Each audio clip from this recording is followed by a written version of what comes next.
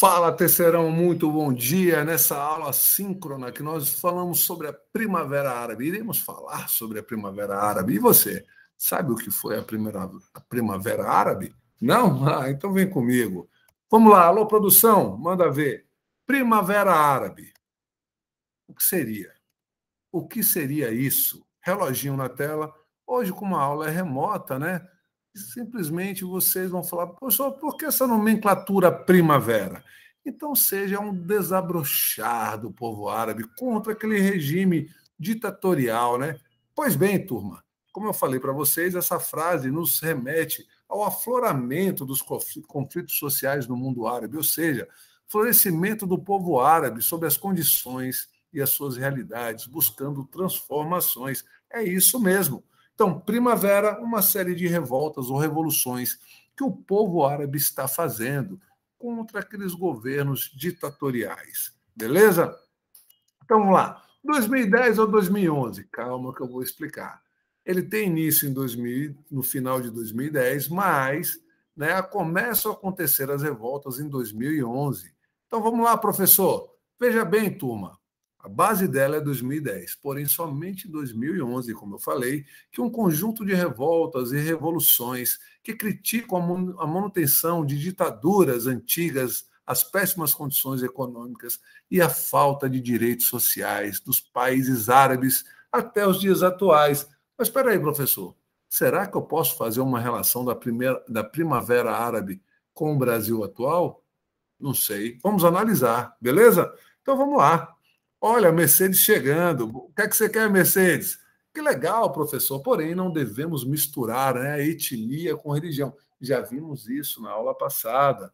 Etnia é uma coisa, religião é outra. Exemplo, eu, professor André Tavares, eu posso me tornar muçulmano, desde que eu entre na religião islâmica, mas eu não posso mais me tornar árabe, porque eu já sou casado, eu não sou casado com uma pessoa da Península Arábica, então eu não vou poder me tornar árabe.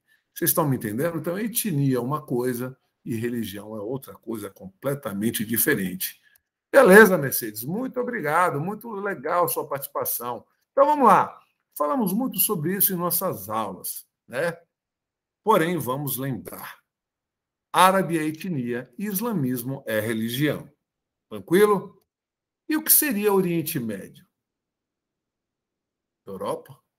África, Ásia. E aí? Produção, por favor, um mapinha. Ah, o relógio, tudo bem, mas hoje a aula é remota. Mas um mapinha agora, vamos lá. Ah, quer que eu fale? Vou falar. Oriente Médio não é África, e sim Ásia.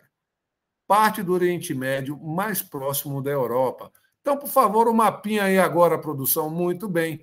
É como se fosse um elo de ligação entre a Europa e a África.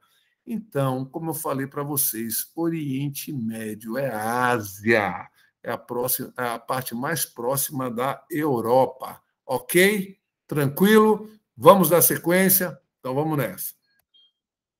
Europa, África, então vejam só, né? Oriente Médio é Ásia, beleza? Então vamos lá. Por favor, vejam aqui um mapa da atualidade, onde vocês estão vendo, né? Então, é importante eu falar, aqui temos a Península Arábica, que ela é formada por uma parte litorânea e uma grande parte desértica. Então, vejam só, é aqui que na época de Maomé, depois que ele transforma Meca em monoteísta, o islamismo vai começar a girar, o expansionismo, né? Ou seja, dos muçulmanos. Então, vejam só, esse expansionismo, eles vão buscar melhores condições de vida, porque se eu tenho a Península Arábica feita de uma parte litorânea e uma grande parte desértica, não vai ter comida para todo mundo. Então, eles vão se expandir e chegando aqui na parte de cima, aqui, ó, velho, na parte de cima do continente africano, aonde todos esses territórios aqui, ó, vão ter influência do islamismo, da religião muçulmana. Beleza? Então, a Primavera Árabe acontecendo na África, sim, acontecendo na África, está explicado. Alguma dúvida? Olha aqui o mapinha lá em cima, então vocês vão ver que todo esse expansionismo, né, que vai pegar tanto aqui, leste e oeste, né, está explicado. A Jihad, né, que aconteceu na época, né, a Jihad muçulmana. Ou seja, eles tinham que expandir, porque senão eles estavam ali fritos. Beleza, galera? Então, a Primavera Árabe irá acontecer também, né, na África. Beleza? Vamos dar sequência. Analise comigo. Temos aqui um mapinha. Circula aí, por favor, o Irã. Bom, esse Irã, logicamente que eu não peguei no mapa, está escrito em português, beleza? Mas eu tenho que lembrar, como vimos na aula passada, o Irã. Qual é a etnia do Irã? Vocês viram comigo, né? A religião é muçulmana, islâmica, mas eu tenho que saber que a etnia é persa, ou seja, eles vieram da Pérsia. Então, na antiguidade não existia o Irã, existia a Pérsia. Então, eles são persas. Persas é a etnia iraniana. Beleza? Só para relembrar. Vamos lá. Final de 2010 início de 2011, o estopim. O que foi que aconteceu, professor? Então, é importante lembrar, sim, que a primavera demonstra que o mundo árabe está insatisfeito com as políticas feitas para a população. E o que marcou isso? Já sei, professor. Já falamos muito sobre isso. Ainda mais o mundo em 1991, ou seja, o fim do quê? Da Guerra Fria. Muito bem, capitalismo vence o socialismo. Vocês já viram isso comigo nas aulas passadas. Mas olha que interessante aqui. Os Estados Unidos, eles vão levar a democracia ou fazer alinhamentos? Ou alinhamento? Democracia ou alinhamento? Calma, que você vai analisar comigo e você vai chegar, né, na sua decisão. Pois bem, muitos países do mundo árabe viviam uma ditadura nos anos 60, 70, 80. Sendo assim, muitos governos perduram. Porém, em 2011, o povo árabe começa a questionar esses regimes. Famílias, né, que mantinham essa ditadura por 30 anos, isso provoca uma reação. Aí o desabrochar da Primavera Árabe. Sentiu o significado? Então vem comigo. A origem. Muito bem. Mapinha, produção, vamos lá. Gente, eu não posso generalizar, eu não devo generalizar. A Primavera Árabe vai acontecer, né, em diversos lugares. Eu separei os lugares que o Enem sempre pede, beleza? Então, cada lugar tem sua especificidade. Então, eu não posso, não devo generalizar. No caso da Tunísia, como estou falando aqui, vocês já viram, né? Vocês já viram. Essa imagem correu o mundo, né? Calma que eu vou mostrar a imagem. Aonde um vendedor de frutas e verdura, aonde teve, né? A sua família teve os bens confiscados, ele, com uma forma de protestar, vai colocar fogo no seu próprio corpo. Estou falando de quem? Do protesto de Mohamed Bouazizi, sim, que foi capa de uma banda que eu gosto muito, que chama Rage Against the Machine. Então vejam aqui, essa imagem percorreu o mundo, né? Percorreu o mundo assim, ó, frações de segundo. Então vejam, humilde vendedor de frutas e verduras, e por uma questão econômica, social e política, a sua família teve seus bens confiscados, e aí de uma forma de protestar sobre toda essa realidade, ele vai jogar, né? Vai botar fogo no seu próprio corpo, e essas imagens percorreram o mundo. Então vejam, o desdobramento desse protesto, desse movimento. A maioria da população da Tunísia se solidarizou com Mohamed Bouazizi, levando a crise ao do governo ditatorial de Zine Ben Ali. O povo tunisiano começou a questionar a falta de políticas sociais, o uso de redes sociais para começar a organizar um movimento para derrubar esse governo ditatorial. E você? É a favor de uso das redes sociais para, né, mostrar as injustiças sociais que rodeiam o nosso dia a dia, o nosso país? E aí, o que é que você me diz? Você é a favor? Sim, você, né, filmaria e colocaria, você questionaria, né, toda uma ação de injustiça? Responde para mim lá nas perguntas, beleza? Então vejam, todo esse protesto que aconteceu, né, de Mohamed Bouazizi, ele usou o quê? As redes sociais, só o Facebook? Não, professor. O Twitter, o Instagram, o WhatsApp, enfim, o YouTube, né? O Facebook, então, enfim, usou diversas plataformas para demonstrar, né, toda essa forma desse governo ditatorial de Zine bin Ali. E o que vai acontecer? Vejam comigo. Olha essa charge que eu acho sensacional. Vocês conhecem Latuf? Ele que é o idealizador dessa charge, onde ele demonstra que, né, esse governo ditatorial da Tunísia vai ser derrubado, um efeito dominó, quando você bota várias pecinhas, e aí um sopro só sai derrubando todos os governos ditatoriais da Primavera Árabe. Mas calma, eu não devo generalizar. Nem tudo aconteceu da mesma forma. Então, vejam só. Degradação da qualidade de vida, problemas com a distribuição de água, comida, saneamento básico, salários baixos, preços altos, desemprego, inflação, sofrimento nas mãos de um regime opressor, falta de direitos políticos e baixas perspectivas para um futuro melhor. Galera, vamos analisar. Então, vejam só, uma soma de fatores que faz o mundo árabe uma bomba que se detonou na Tunísia e se espalhou. Efeito dominó. Então, eu volto a dizer, gente, devemos ter políticas públicas, sociais, melhor qualidade de vida, perspectiva de vida sempre, menor desigualdade social. Beleza? Então, vamos lá. Atenção. Exatamente. Não devemos, não podemos generalizar. Não. Então, vejam só. Cada conflito tem suas especificidades, como eu falei. Então, veja, quando eu falar no mundo árabe, no contexto internacional. Exemplo, o Brasil tem uma importância relevante para o mercado externo.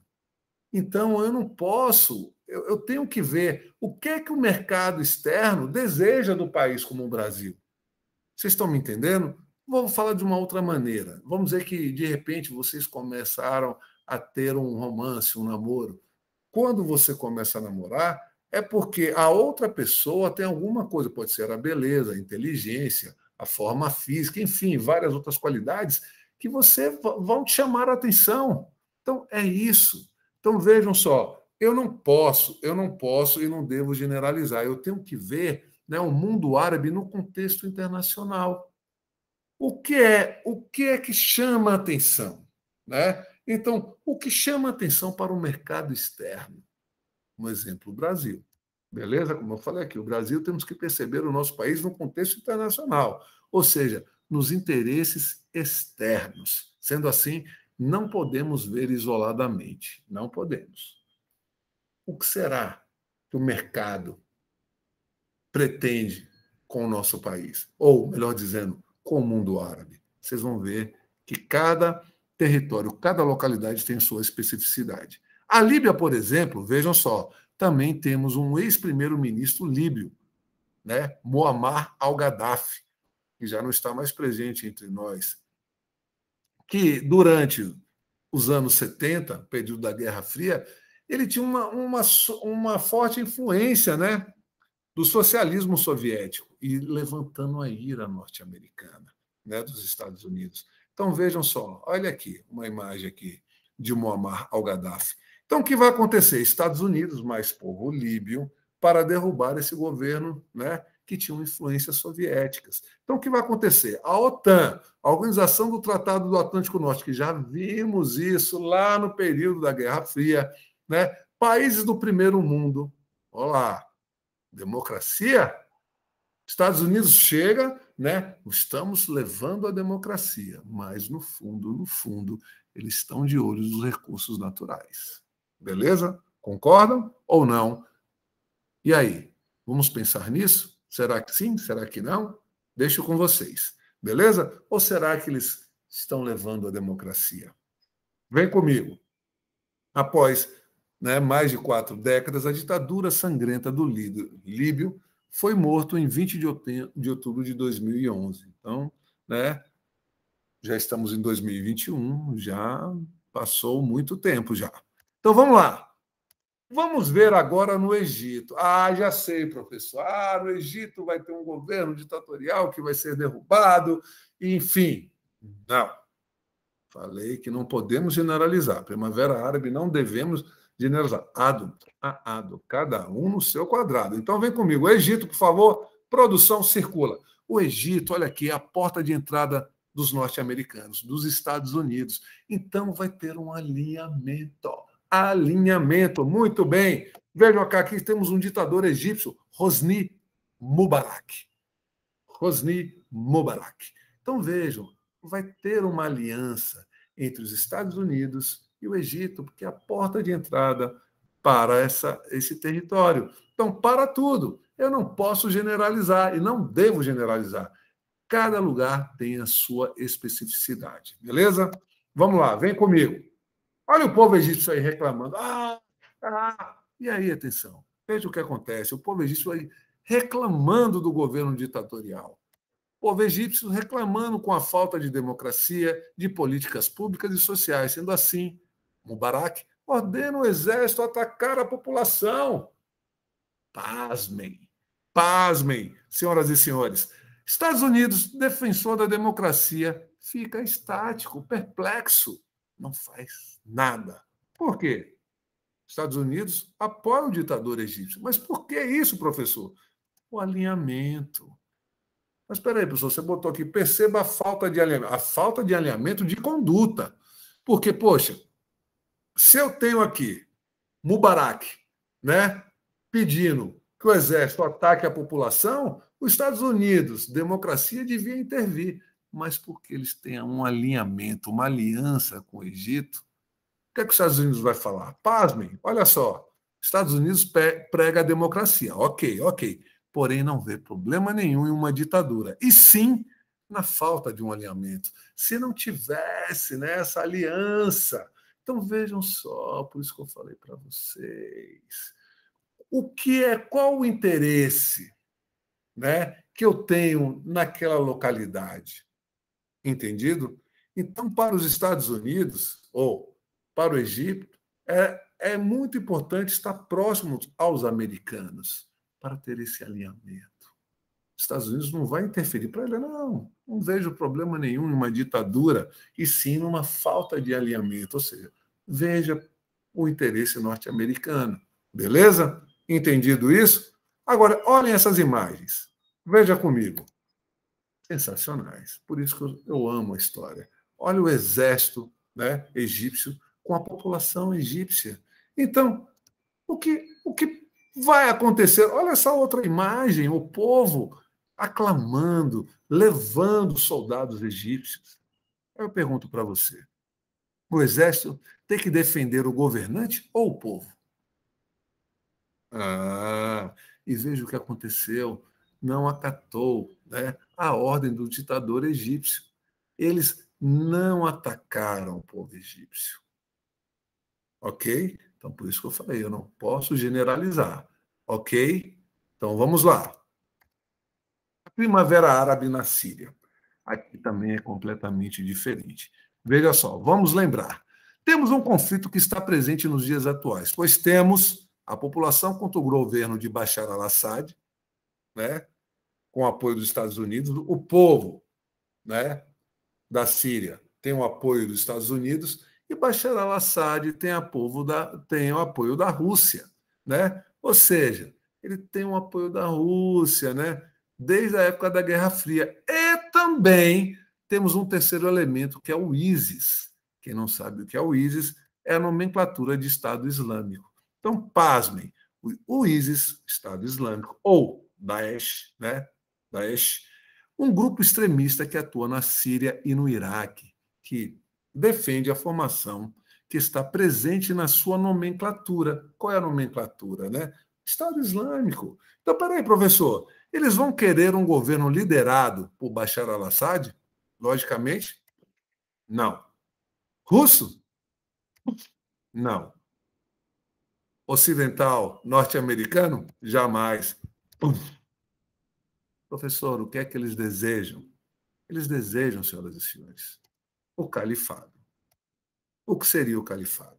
Né? Seria um Estado totalmente islâmico, né? Onde tem um representante islâmico, o poder dominado, ou o poder nas mãos de um califa, ou nas mãos de um califado, totalmente islâmico. Ok? Então vem comigo. Dias atuais. Os Estados Unidos, preste atenção, que atacaram o Estado Islâmico, mais uma bomba, de repente pega um outro rumo, um míssil, cai numa base da Rússia. A Rússia quer atacar o Estado Islâmico, cai numa base norte-americana. Então, isso é um problema. Beleza?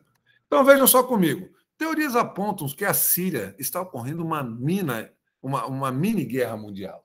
Porque nós temos influências tanto do norte-americana, né, quanto da Rússia. E isso também até o ano passado. Né? Então, vamos ver aqui. Temos pró-governo, antigoverno e povos beligerantes. O professor, o que são povos beligerantes? Povos beligerantes são aquelas nações sem Estado, como acontece lá no Estado de Israel, onde tem um conflito entre palestinos e judeus, ou melhor dizendo, árabes e judeus. Então, vejam, mas aqui nós estamos falando dos curdos, beleza? Mas então, professor, em qualquer território que tem uma nação, mas ela não tem um Estado, não tem um pertencimento, ela não tem um território, são povos beligerantes, beleza? Vejam só, vamos ter movimentos em Marrocos, na Argélia, no IME e muito mais. Mas eu digo a vocês, a Primavera Árabe são vários acontecimentos. Eu listei aqui para vocês o que o Enem nos pede, beleza? Não posso generalizar e não devo. Tranquilo? Vamos ver aqui um mapinha onde eu tenho aqui, né, que vocês podem ver através, né, das cores aqui, como é que está esse território, né? Governo que foi derrubado em azul escuro, num tom de um azul mais claro, né? Desordem civil, sustentada por mudanças governamentais, no azul clarinho, né? Protestos e mudanças governamentais, no laranja, grandes protestos, no bege, protestos menores, e no cinza, né? Protestos fora do mundo árabe. Então a gente pode ter uma noção, lembrando que esse mapa é do ano passado. Beleza? Então vamos lá. Qual vai ser o desfecho? Aí que eu volto a perguntar para vocês. Vamos lá. Qual foi o desfecho? 400 mil mortos só na Síria. Só na Síria. Pois bem, 11 milhões de povos refugiados. E aí, cidadão? O que devemos fazer? Esse é o questionamento. Refugiados são essas pessoas que estão aí, ó, fugindo dessa zona de conflito. Né? Então, vejam só. Tentam a Europa, os Estados Unidos, o Brasil, outros países, para tentar recomeçar a vida. Então, vejam lá, política de imigração mais rígida. Fecham as portas, vários países começam a fechar as portas. Isso seria a solução? Ou não? Gente, são pessoas. Mas, por um outro lado, professor, temos que ver também, o Estado será que dá conta? Será que tem emprego para todo mundo? Alimento para todo mundo? Moradia para todo mundo? Saúde para todo mundo? E também não podemos esquecer, não fechar os olhos, dos infiltrados do Estado Islâmico, levantando, isso daí vai levantar o nacionalismo, ou seja, o imigrante ele vai ocupar o lugar de um local, de um nativo, e aí isso daí vai gerar um conflito. Né? Então, vejam só, e vai gerar o quê? O conservadorismo nacionalista. Então, vai começar a gerar toda essa questão do bairrismo. E vocês viram, né, que aconteceu, né, o ano passado, que a Inglaterra vai sair do Brexit, né, velho, do bloco, com Theresa May, né? E aí os Estados Unidos vimos o ano passado, né, que aqui só a Inglaterra saindo do Brexit e agora aqui, né, Donald Trump fechando as portas para os refugiados. E agora, né, velho, John Biden, né, a gente vai ver qual vai ser a atitude dele, né, diante esse problema mundial. E você? Qual seria a solução para esse problema que assola o mundo inteiro? Estamos falando com vidas humanas. Responde para mim lá, tá bom? Acabamos a nossa aula de hoje. Um grande abraço, professor André Tavares. Galera, muito obrigado. Estou aqui aguardando a resposta de vocês.